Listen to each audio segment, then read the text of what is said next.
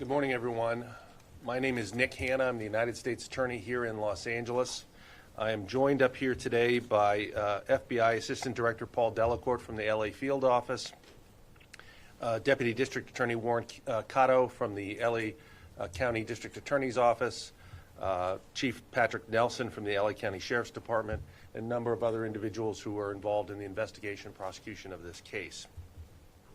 We're here today to announce a major indictment targeting online fraudsters and the money launderers who facilitate those scams.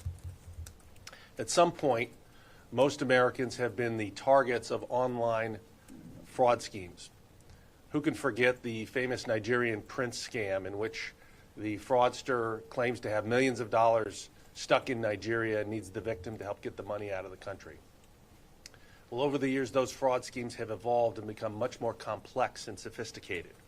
Nigerian fraud networks now target individuals and businesses alike through sophisticated business email compromise scams known as BEC scams, romance scams, and other online schemes. In the BEC scams, the fraudsters will often hack a company's email system, impersonate company personnel, and direct payments to bank accounts that funnel money back to the fraudsters in Nigeria. In the romance scam, victims think they are developing a dating relationship, when in fact, they are just being tricked into sending money to the fraudsters. Today, we are taking a major step to disrupt these criminal networks.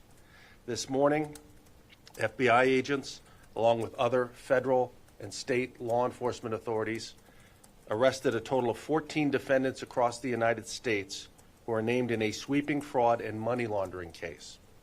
Those arrested today, including 11 in the Los Angeles area, are among 80 defendants charged in a federal grand jury indictment that alleges millions of dollars were taken from victims through a variety of BEC scams, romance scams, and other online frauds. We believe this is one of the largest cases of its kind in U.S. history. As described in the 145-page indictment and the 135-page criminal complaint, which was unsealed this morning, BEC scammers used hacked email accounts to convince businesses or individuals to make payments that were either completely bogus or that should have been otherwise paid to legitimate companies. BEC scams, which include escrow scams, where hackers convince real estate purchasers to send down payments to bank accounts that they control, are having a significant economic toll on businesses across the country and ruin the lives of individuals. Romance scams prey on those seeking friendships and relationships, often duping the victims to make repeated and ever-escalating payments to the fraudsters they come to trust. In some cases, the victims in this case thought they were communicating with U.S. servicemen stationed overseas, when in fact they were emailing with con men. Some of the victims in this case lost hundreds of thousands of dollars in this way. And some of the victims of the romance scams and other online frauds were targeted specifically because they were elderly or otherwise vulnerable. In a few minutes, Assistant Director Delacourt will discuss these schemes and how to protect yourselves from online predators. I'll focus on the indictment that led to the arrests this morning. The indictment alleges 252 counts, some of which deal with specific fraud schemes that targeted businesses, others that targeted individuals on dating and social media platforms, and others that targeted the elderly. The common thread is that all of these schemes involve the internet to defraud victims. The indictment makes very specific allegations against these con artists, many of whom are based in Nigeria, intent on stealing money from victims. But just as important, the indictment also focuses on those responsible for enabling these fraud schemes. At the center of the indictment are operatives here in Los Angeles who facilitated the fraud schemes by opening U.S. bank accounts where victims were directed to deposit their money. And then these Los Angeles-based defendants laundered the stolen funds, delivering them to the scammers in Nigeria. The indictment and the criminal complaint expose in painstaking detail the techniques used by the scammers and their money men to fleece their victims, funnel funds through U.S. bank accounts, and pocket the proceeds. This case is a testament to the hard work and diligence of American law enforcement. The FBI agents involved in this investigation tracked down these scammers around the world. They identified dozens of victims from around the United States and from countries around the globe. Victims in Colombia, China, the Caribbean, Germany, Japan, Mexico, the United Arab Emirates, and the United Kingdom. The agents tracked down details of thousands of communications and thousands of financial transactions that were used to expose this far-flung conspiracy. The indictment outlined schemes against more than 30 victims, about half of which are businesses and law firms, mainly operating in the U.S. There are more than 10 individual victims, including 8 who are older Americans who were targeted in romance scams and other get-rich-quick schemes. These schemes were part of a larger conspiracy in which some of the conspirators directly solicited the victims, while others coordinated and participated in laundering the stolen funds. The indictment alleges that the LA-based group of money launderers received at least $6 million in stolen money, and the overall conspiracy attempted to steal another $40 million. The 2 lead defendants charged in the indictment orchestrated the money laundering scheme for numerous fraudsters. These money launderers had access to fraudulent bank accounts, some of which had been opened by so-called money mules. In some cases, they would establish a new account for a specific scheme targeting a particular company.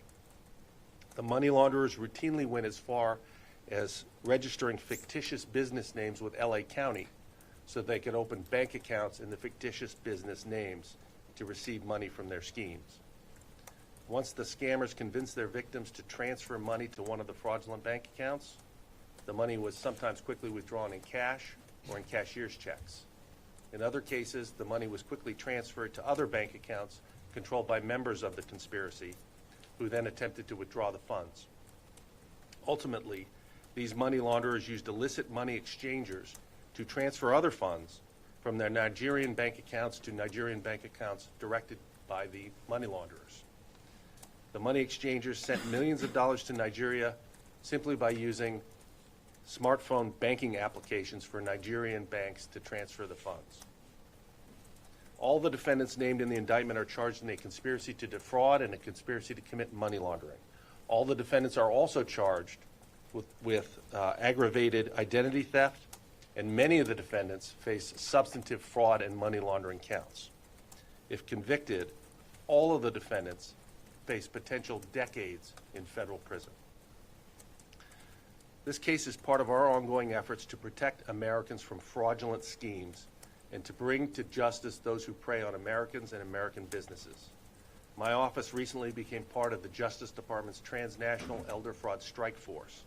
As one of only 6 U.S. Attorney's offices participating in the strike force, we are expanding our efforts to investigate foreign-based fraud schemes that target American seniors through telemarketing and other scams.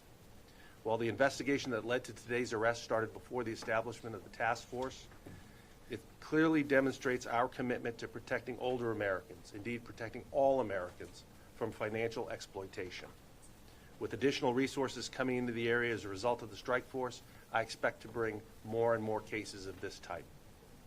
Thank you very much. At this time, I would like to introduce Assistant Director in Charge, Paul Delacourt.